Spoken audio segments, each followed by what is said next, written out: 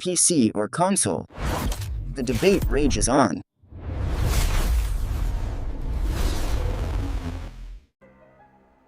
Welcome back to Over 30s Gaming, gamers. All right, so just the other day on Twitch, we actually had someone ask a question. Console versus PC gaming. All right, as you can see here, I am actually going to show you the answer to that question. And so not everyone's probably going to agree with this video, but I do have a feeling that this video will bring to light of what I actually think the future could be actually moving to. All right, so we currently have on there the Steam machine, right? So on the Steam machine, your games on the big screen, powerful PC gaming made easy in a small and mighty package made by Valve. So as you see here, your Steam library in more places with over 6 times the horsepower of the Steam Deck. Steam machine has the power to play your whole Steam library, including your favorite AAA titles. Just sign in to your Steam account and your entire library is there. Now, just to let you know, that's like PlayStation games, Xbox games. I don't think Nintendo games. I think Nintendo's kind of out of it. But with Steam, you're going to have quite the edge of video games you can play. The core features that will define this machine are the Steam OS. It's a small form factor. You can put it right next to your TV. It's like a 6x-inch cube. Sounds like a Nintendo cube. I think there was a lawsuit about that. However, Nintendo got hit in the face with Power World and won. So I think Nintendo, they might be on a little bit of a downward spiral when it comes to legalese. However, I still think that there's too much different from the current Steam machine from the GameCube that it ain't gonna find anywhere. They're just trying to pick, because I think Nintendo has realized that the console wars and the PC wars are actually coming to an apex, and they're trying to stay relevant. And any way they can do that, they're going to try to do it. It's cool and quiet. I/O for days. That means you'll just be able to connect in. The CPU, GPU, 4K gaming at 60 frames per second. So that's just going to be the average, because you know most TVs are running about at that. Available 2 storage sizes, 512 and 2 terabytes. Both come with expandable storage via micro SD. Now those micro SDs are getting pretty big lately too today.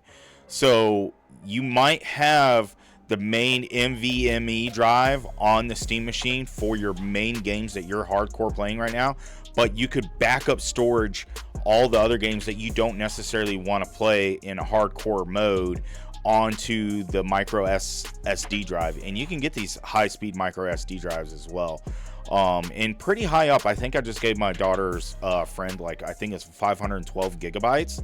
So I don't know how large they go. They might even go bigger than that. Actually, you know what, let's go ahead and go there.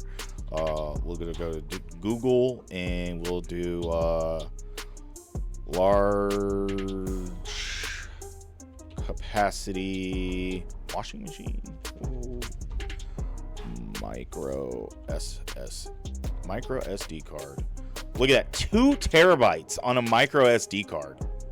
Now, I don't believe it's only for $17, but this sounds like more along the lines of correctness of like $289 for 2 terabytes of a micro SD card. I don't believe this $17 any day. But maybe, I mean, this one's eBay for $14. But their data transfer rates could be total garbage as well. I used to know about micro SD card data transfer rates and like class 1 and class 10 and what the difference was and the speeds. But since I haven't been using them, you don't use it, you lose it. So, but yeah, you will actually be able to extend the capacity on that. Connectivity, you're going to have Bluetooth and Wi-Fi. No shocker there. Now, right here, I think is going to be a cool aspect of the Steam machine is customizability. Look at different faceplates. So you're gonna be able to get like totally different faceplates, throw them on this thing, make it look cool next to your TV, make it fit seamlessly in, and there is, you know, the good old Knight Rider LED strip at the bottom to make it even look cooler with your little micro SD card slot right there, so you can swap things in and out. Now, I think which would be really cool is, I don't know if people are still using Plex or whatnot, but if you are, you could be swapping movies in and out of that SD card and be watching your movies. And then of course, you know, you have your connectors right here. So maybe if you like gaming on cord, you could just plug in your controller right there. Probably an Xbox controller would probably work on this thing. I'm not gonna put it back. I guarantee you almost you could probably connect an Xbox controller to this and it would work, because, you know, an Xbox controller connects to a PC. So we'll have to see how that brings in the future. And then of course, you know, optimizing runs Steam OS, and it's a PC. Yes, your Steam machine is optimized for gaming, but it's still a PC. Install your own apps or even another operating system. Who are we to tell you how to use your computer? So see, they're not selling a console. They are telling you right there, they are selling you a computer that will be able to play Steam games on it.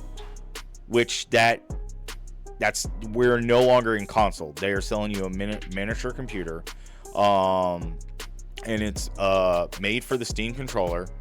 I mean, of course, they're going to try to, you know, prioritize their own stuff over what you could be able to do with it. Great for streaming to other devices. Not for streaming like what I'm currently recording and doing now. I guarantee you, I burnt up my laptop trying to do that. So I guarantee you would probably burn this little box up if you try to stream. Will it be possible? I'm not going to put it past it because it is a PC, but we'll have to see. And then we will see how it comes going forward.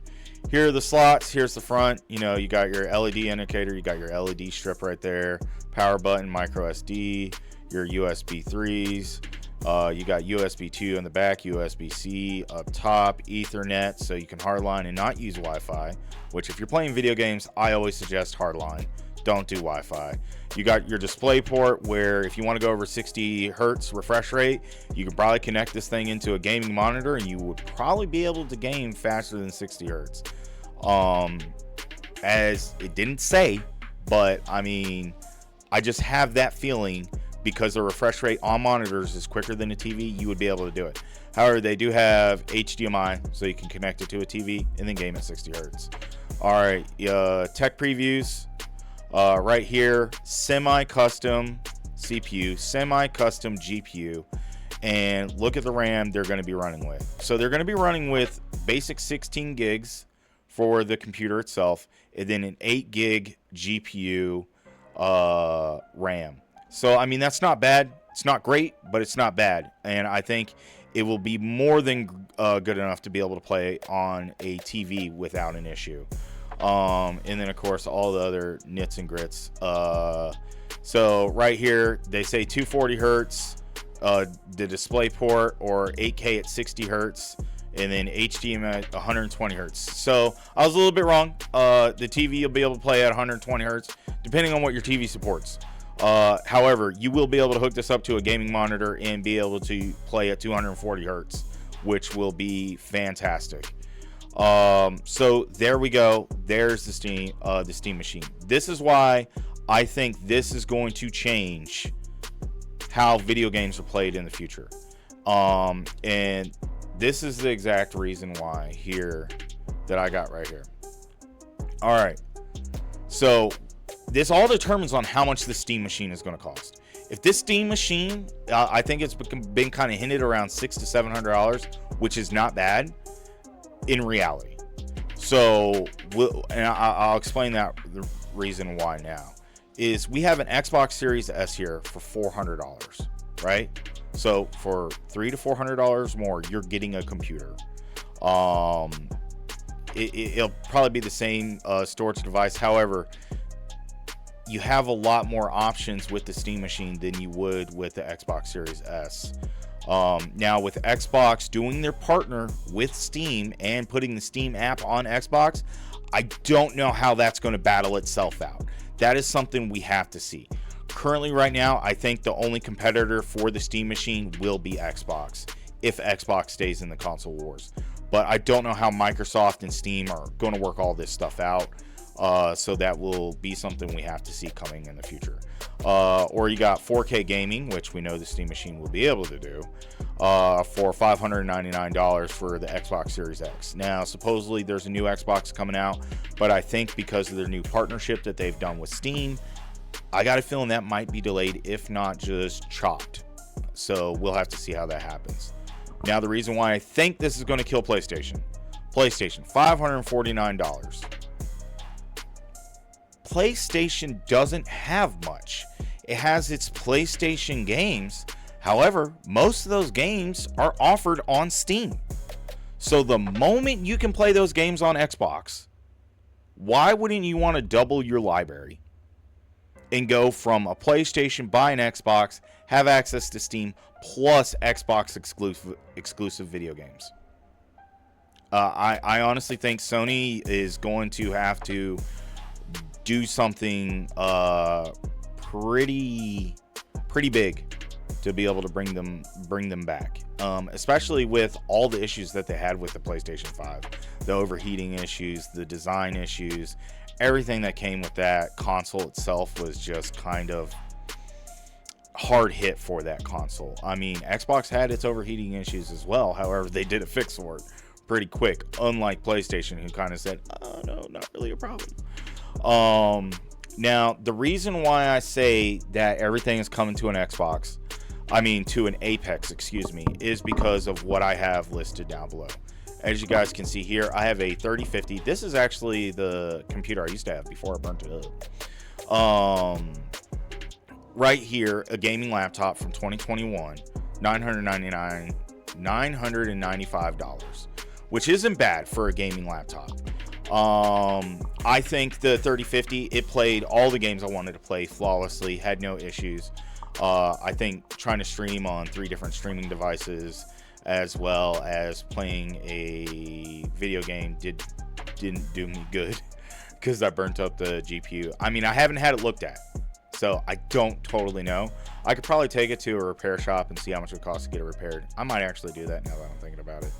But we'll have to see how that happens in the future. But for $1,000, you can get a gaming laptop, or you can get a lower gaming laptop, which I would think would probably be more of a Series S kind of deal right here for $549. But you got to think, these are laptops, so that means Office, that means, programs that you want to run. You could do like clip art, paint. I can't think of everything everyone uses on a computer, but literally you can do anything on these compared to you can't on these, because they're video game consoles. They're for video games and watching movies, because they did have added the movie apps. However, here you could make movies. So, it is a big difference. And then, of course, you can see here, I just added a couple here. Here's one of the newer ones that just came out with the 5050 graphics card for $1,200. You got other light ones down here. I would always try to go for a Ryzen 7 or higher is what I would try to go for if you're going to go for a gaming laptop. But this is why I think that gaming is shifting. If you aren't going to do PC gaming, your other option is going to be probably the Steam machine, because of the fact of you're going to want something that can utilize every aspect of a video game and not just cordon you only to doing video games. You want to be able to, do other stuff. If you're going to spend this amount of money going forward, because if I have to spend $599 or $549, I'm going to come down here and buy me a cheap ass PC right here with a Ryzen 7 that I can hook up to a TV as well to be able to play some video games. because you have the Xbox app on Microsoft, and you have the Steam library. Why wouldn't I? Is it going to look as good? Maybe. I know when I did mine, I actually thought my gaming laptop looked a whole lot better than my Xbox. So that, I mean, it's all determined by the consumer. However, I do have to say PlayStation will probably be dead. Nintendo won't be, because Nintendo has a licensing stranglehold on all of its stuff. Like Palworld barely won that whole entire thing that went down. They won by, you know, the skin of their chinny chin chin, because of the whole AI thing. AI is going to change the whole world. We already know that.